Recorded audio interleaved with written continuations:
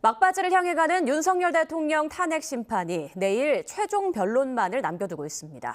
윤 대통령과 국회 측은 마지막 변론 전략을 짜며 최후 진술을 준비하고 있습니다.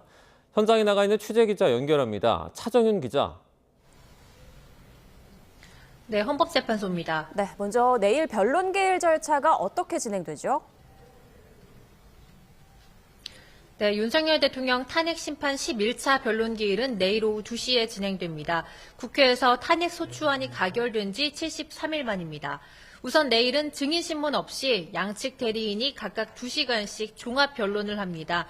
이후에는 정청래 국회 탄핵소추위원과 윤석열 대통령으로부터 시간 제한이 없는 최종 의견 진술을 듣게 됩니다.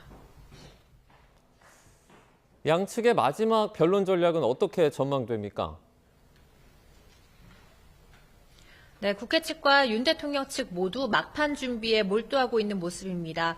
우선 윤 대통령 측 대리인단은 지난 주말에 이어 오늘도 서울구치소에 있는 윤 대통령을 접견하며 변론 방향과 전략을 논의하고 있습니다.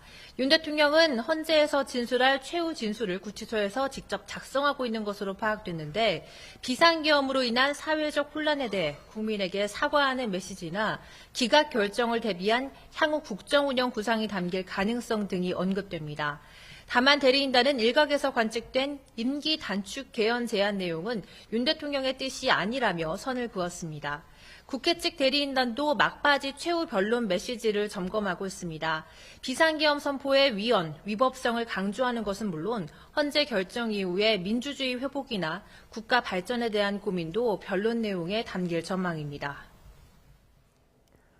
네, 그럼 변론이 끝나면 이후 절차는 어떻게 진행되는지도 전해주시죠.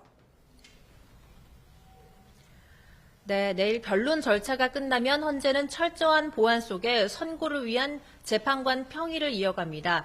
최종적으로는 표결로 각 재판관의 의견을 모으는 평결 절차를 거치게 됩니다.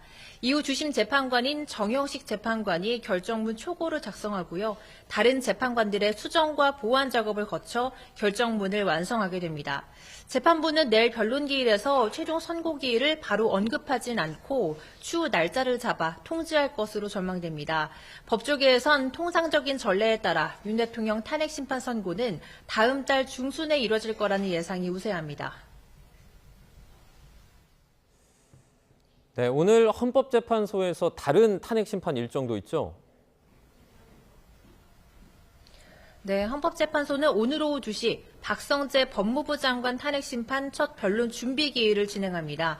앞서 국회는 지난해 12월 박 장관이 비상계엄 선포 전 국무회의에 참석해 의사결정 과정에 관여했다는 등의 이유로 탄핵 소추를 의결했습니다.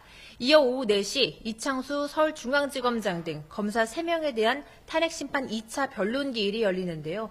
이 지검장 등 당사자 신문을 한 뒤 변론을 종결할 예정입니다. 지금까지 헌법재판소에서 YTN 차정은입니다.